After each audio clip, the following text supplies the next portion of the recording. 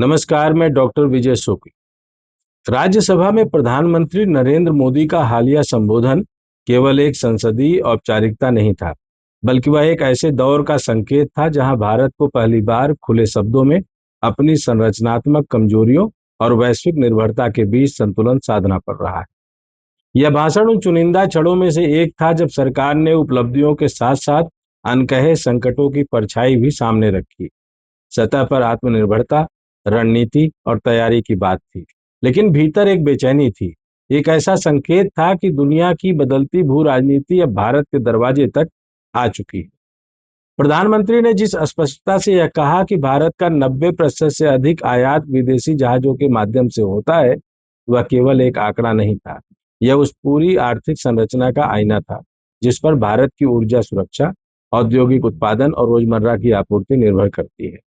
सामान्य परिस्थितियों में यह निर्भरता एक स्वाभाविक वैश्विक व्यवस्था का हिस्सा मानी जाती है, लेकिन असामान्य परिस्थितियों में यही निर्भरता सबसे बड़ी कमजोरी बन जाती है। और आज की परिस्थितियां सामान्य नहीं है। पश्चिम एशिया में चल रहा तनाव अब केवल क्षेत्रीय संघर्ष नहीं रहा, यह ऊर्जा, समुद्री मार्ग और वैश्विक व्यापार के नियंत्रण की जंग में बदल चुका है। होर्मुज जलडमरू मध्य, जिससे दुनिया का एक बड़ा हिस्सा तेल गुजरता है, अब केवल एक भौगोलिक बिंदु नहीं है, बल्कि वैश्विक अर्थव्यवस्था की धड़कन बन गया है। अगर यह धड़कन धीमी पड़ती है या रुकती है तो इसका असर केवल तेल की कीमतों तक सीमित नहीं रहता, बल्कि वह पूरी आपूर्ति श्रृंखला को प्रभावित करता है। भारत जो अपनी ऊर्जा जरूरतों का बड़ा हिस्सा आयात करता है, इस झटके से अछूता नहीं रह सकता। प्रधानमंत्री का यह कहना कि अगर यह संकट लंबा चलता है तो गंभीर परिणाम हो सकते हैं, एक नियंत्रित चेतावनी है। यह उस राजनीतिक भाषा का हिस्सा है जिसमें डर नहीं फैलाया जाता, लेकिन संकेत स्पष्ट दिए जाते हैं। यह वही भाषा है जो बताती है कि सरकार स्थिति को समझ रही है, लेकिन उसे सार्वजनिक घबराहट में बदलने से बचाना चाहती है। यहाँ यह समझना जरूरी है कि संकट केवल तब नहीं आता जब वह पूरी तरह सामने आ जाए। कई बार संकट की शुरुआत उसकी आहट से होती है। बाजार में हलचल, कीमतों में उतार चढ़ाव और नीतिगत फैसलों की तेजी में बदलाव। आज भारत उसी आहट के दौर में खड़ा है। तेल की कीमतों में अस्थिरता, एलपीजी पर दबाव और ट्रांसपोर्ट लागत में बढ़ोतरी के संकेत यही बताते हैं कि प्रभाव शुरू हो चुका है, भले ही वह अभी व्यापक रूप में सामने ना आया हो। 70,000 करोड़ रुपए की स्वदेशी जहाज निर्माण परियोजना इसी संदर्भ में देखी जानी चाहिए। यह एक आर्थिक योजना से कहीं अधिक एक रणनीतिक निर्णय है। इसका उद्देश्य केवल उद्योग को बढ़ावा देना नहीं, बल्कि उस निर्भरता को कम करना है जो संकट के समय भारत को कमजोर बनाती है। लेकिन इस निर्णय की एक सीमितता भी है। यह तात्कालिक समाधान नहीं है। जहाज निर्माण एक लंबी प्रक्रिया है और इसका प्रभाव आने में वर्षों लगेंगे। तब तक भारत को उसी वैश्विक व्यवस्था पर निर्भर रहना होगा जो इस समय अस्थिरता के दौर से गुजर रही है। प्रधानमंत्री के इस भाषण में एक पैटर्न भी साफ दिखाई देता है। यह तरीका जिससे उनकी सरकार बड़े संकटों को संभालती आई है, बिल्कुल ट्रंप की तरीके से, समय मांगो और फिर ठोक दो। यह पैटर्न नया नहीं है। कोरोना महामारी के समय में भी यही क्रम देखा गया था। शुरुआत में खतरे को नियंत्रित भाषा में स्वीकार किया गया, फिर जनता को मानसिक रूप से तैयार किया गया और उसके बाद चरणबद्ध तरीके से कड़े फैसले लागू किए गए। उसी तरह राष्ट्रीय सुरक्षा से जुड़े अभियानों में भी पहले माहौल तैयार किया गया, फिर निर्णायक कदम उठाए गए। इस बार भी वही रणनीति दिखाई देती है। पहले चरण में खतरे का संकेत दिया गया है, गंभीर परिणाम जैसे शब्द उसी का हिस्सा है। दूसरे चरण में आत्मनिर्भरता का नैरेटिव मजबूत किया जा रहा है। जहाज निर्माण, घरेलू उत्पादन और रणनीतिक भंडार उसी दिशा में कदम है।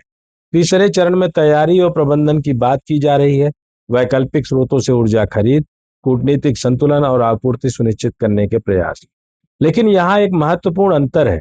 कोरोना संकट के दौरान भारत के पास अपने आंतरिक संसाधनों और नीतियों के माध्यम से स्थिति को नियंत्रित करने की क्षमता थी। ऊर्जा संकट के मामले में यह नियंत्रण सीमित है, क्योंकि यह पूरी तरह वैश्विक कारकों पर निर्भर करता है। भारत अपने स्तर पर तैयारी कर सकता है, लेकिन वह वैश्विक बाजार और समुद्री मार्गों को नियंत्रित नहीं कर सकता। यही वह जगह है जहां संकट अपार की बात वास्तविक अर्थ में सामने आती है, क्योंकि यह संकट केवल एक क्षेत्र या एक नीति तक सीमित नहीं है, यह बहुस्तरीय है। ऊर्जा, व्यापार, महंगाई और सामाजिक प्रभाव सभी एक दूसरे से जुड़े हुए हैं। अगर तेल की कीमत बढ़ती है तो उसका असर केवल पेट्रोल पंप तक नहीं रहता, बल्कि वह ट्रांसपोर्ट, खाद्य कीमतों और उद्योग तक पहुंचता है। यह एक श्रृंखलाबद्ध प्रक्रिया है जो धीरे धीरे पूरे आर्थिक ढांचे को प्रभावित करती है। आज भारत की स्थिति एक ऐसे मोड़ पर है जहां वह न तो पूरी तरह सुरक्षित है, न ही पूरी तरह संकट में। यह एक संक्रमण काल है, एक ऐसा समय जब निर्णयों की गति और सटीकता ही आने वाले परिणाम तय करेगी। अगर वैश्विक हालात नियंत्रित रहते हैं तो भारत इस चुनौती से अपेक्षाकृत सुरक्षित निकल सकता है।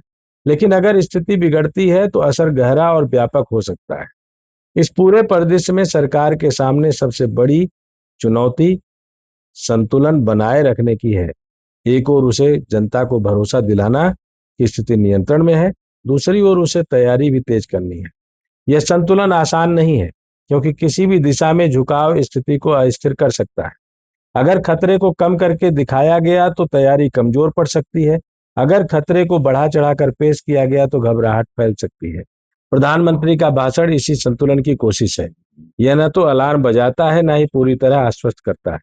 यह एक संकेत देता है, एक ऐसा संकेत जिसे समझने के लिए शब्दों के पीछे छिपे अर्थ को पढ़ना जरूरी है। यह कहना गलत नहीं होगा कि भारत अभी संकट के केंद्र में नहीं, लेकिन उसकी परिधि में खड़ा है। खतरा सामने है, लेकिन उसका प्रभाव अभी सीमित है। यह वह समय है जब तैयारी को केवल योजना तक सीमित नहीं रखा जा सकता, बल्कि उसे जमीन पर उतारना होगा। सावधान सरकार संकट अपार एक वास्तविक चेतावनी है। यह उस स्थिति का वर्णन है जिसमें भारत आज खड़ा है, एक ऐसे मोड़ पर जहां हर फैसला, हर नीति और हर कदम आने वाले समय की दिशा तय करेगा।